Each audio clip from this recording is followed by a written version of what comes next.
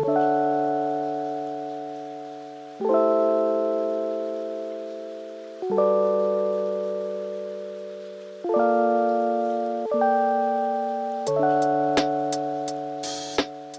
eh ben, écoutez, bonjour à tous. Vraiment, toutes mes excuses de ne pas être parmi vous, j'aurais bien aimé.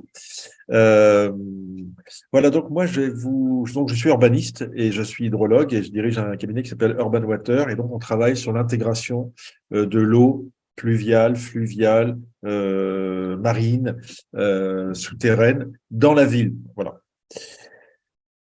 Euh, donc, on travaille sur plusieurs sujets. La sécheresse, bien sûr, les inondations fluviales, qui sont un type d'inondation et un type de présence de l'eau, et donc aussi un type de risque. Et puis, les inondations par ruissellement, qui sont également un type d'inondation et un type de risque. Et c'est vraiment deux logiques complètement différentes. Et je pense que même au regard du foncier, il y a des différences. Et moi, mon propos, c'est de dire en quoi la prévention du risque et la protection de la ressource est en train de changer et que le rapport au sol est en train de changer. C'est ce dont j'ai essayé de vous expliquer. N'hésitez pas à m'interrompre hein, si y a une incompréhension. Voilà, donc d'abord, la gestion des pluies.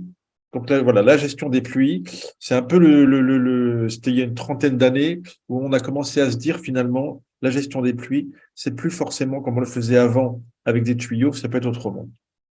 Et donc, on a fait, comme ici, des bassins de rétention. Donc ça, c'est des dispositifs qui servent à stocker temporairement les eaux pluviales pour éviter que ça aille inonder ailleurs.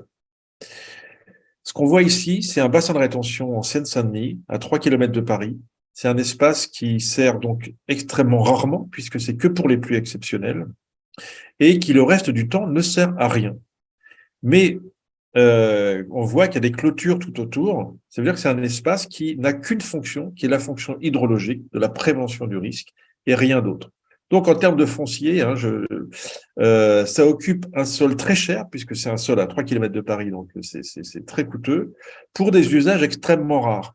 Voilà. Ça, c'était il y a 30 ans. Alors, ce bassin existe encore, hein, mais c'est des approches qu'on a de moins en moins. Voilà, c'est ça que je voudrais vous montrer. Avec la loi sur l'eau, il y a eu une obligation pour chaque parcelle, pour chaque aménagement, de faire son propre bassin de rétention.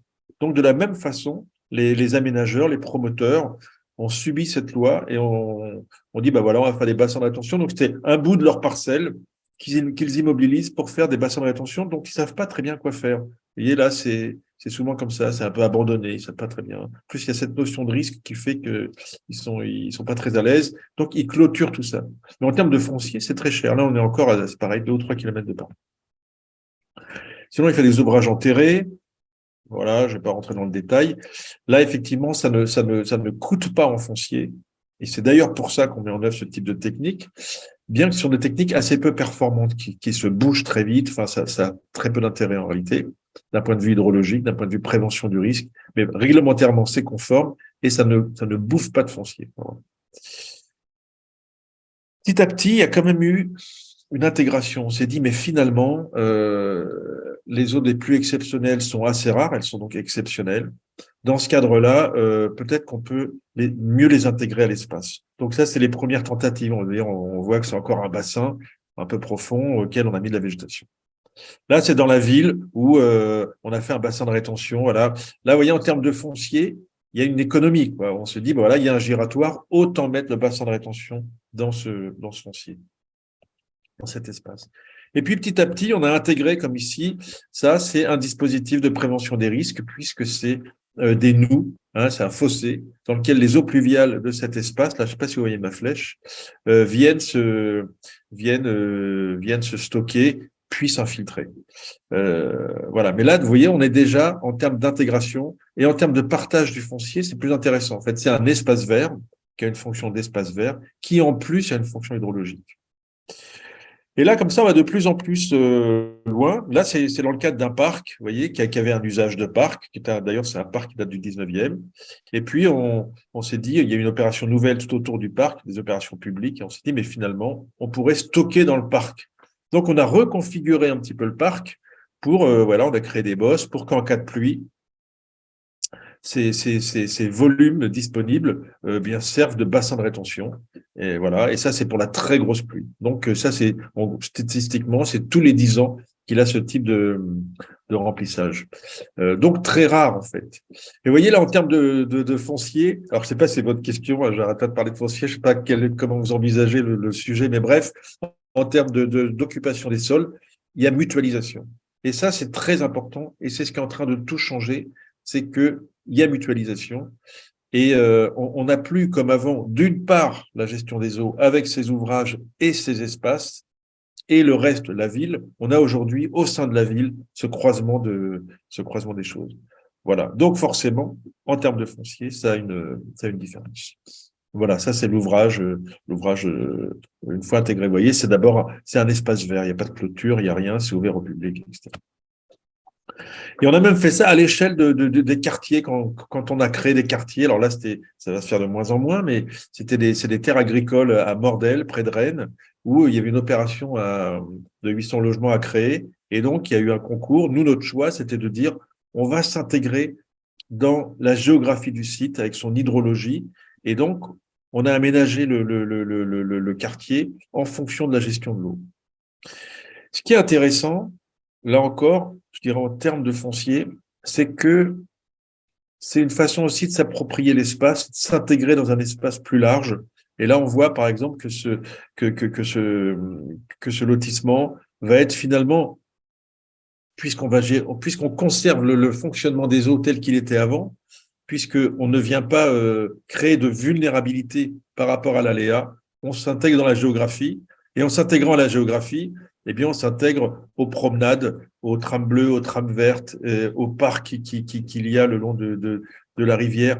Bref, on s'inscrit dans un territoire plus large, et à mon sens, c'est déjà un facteur de valorisation, et c'est aussi une façon, ça a été un argument d'ailleurs ensuite de la ville, en disant, mais finalement, vous allez habiter dans une extension du parc qu'il y a le long de la rivière. Vous voyez? Donc, il y a de la trappe de l'eau, de la gestion de l'eau. On commence déjà à voir comment on peut valoriser un espace.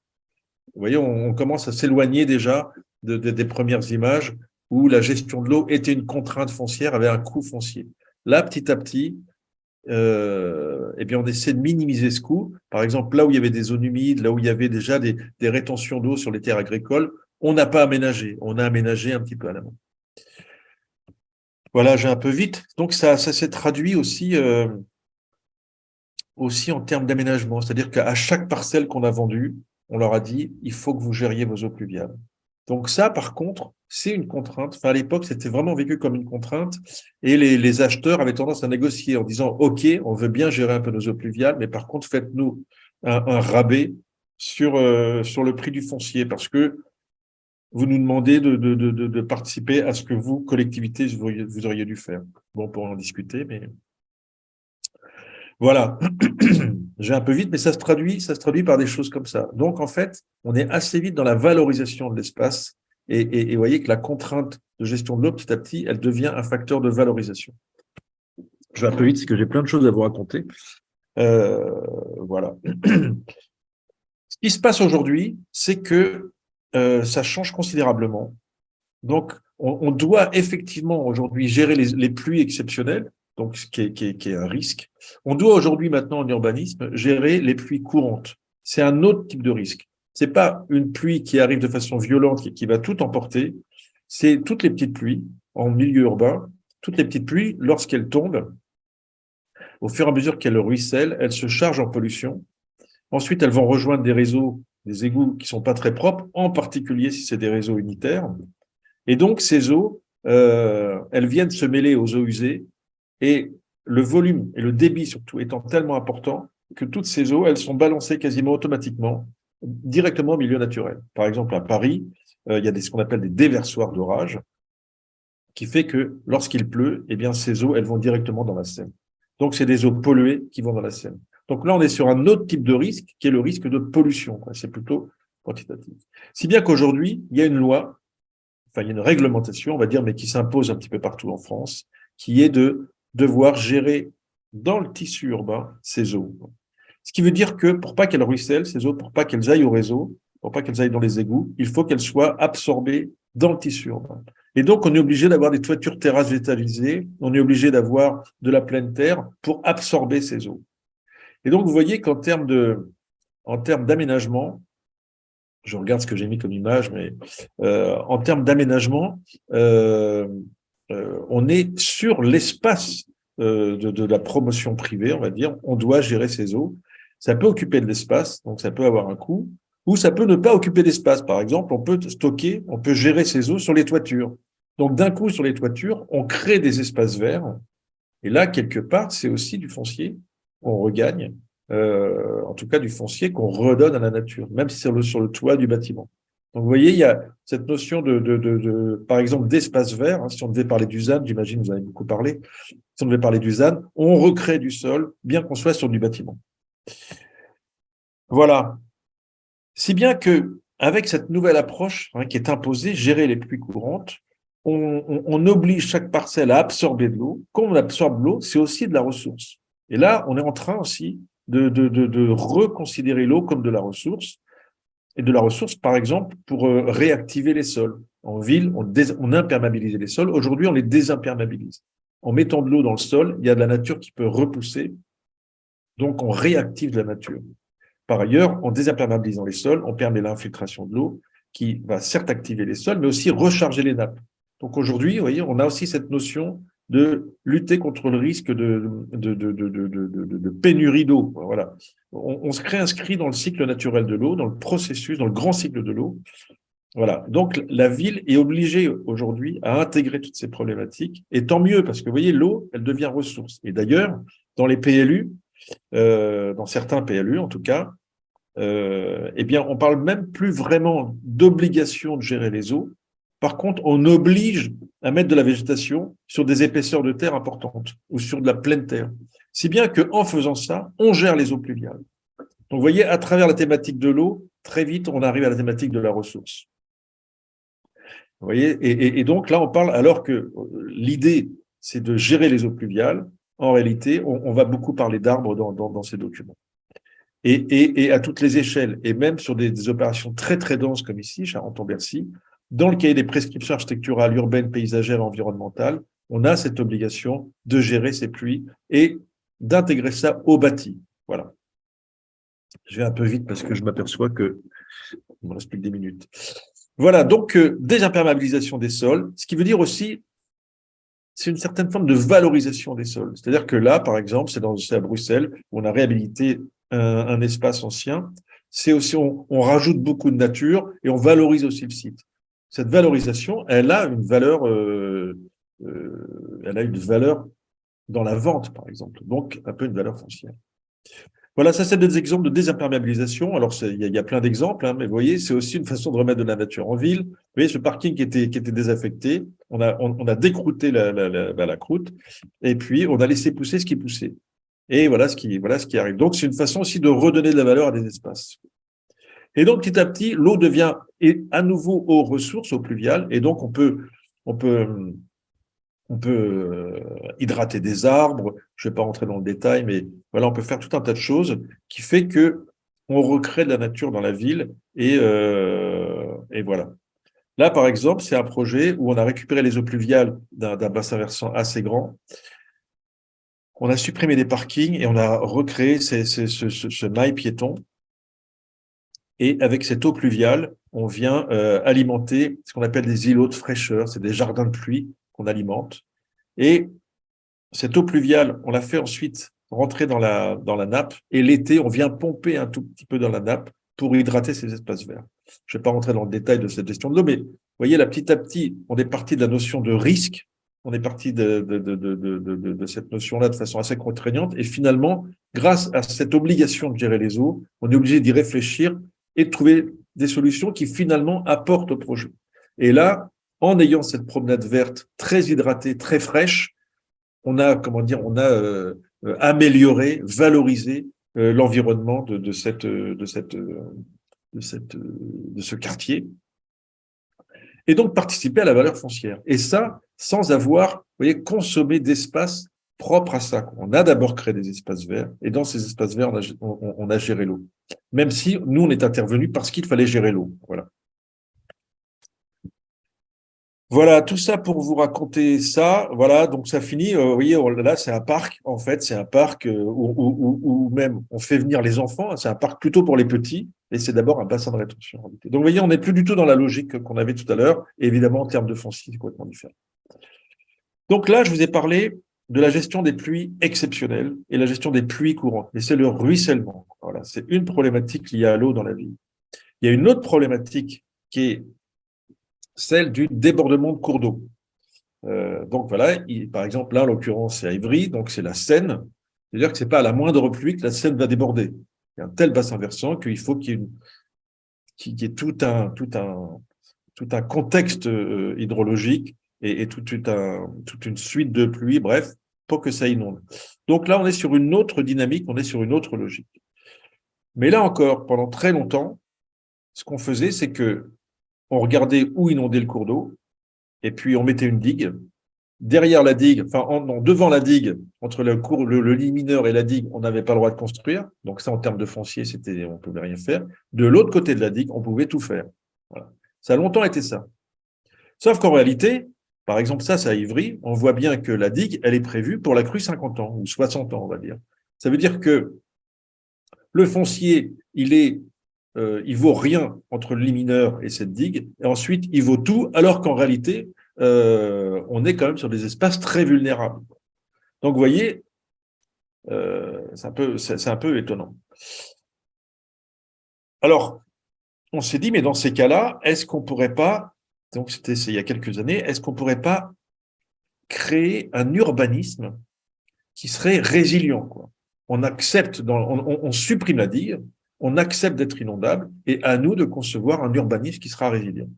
Là, c'est à Codolé, donc le long du Rhône, qui est inondable en cas de rupture de digue du Rhône. Voilà.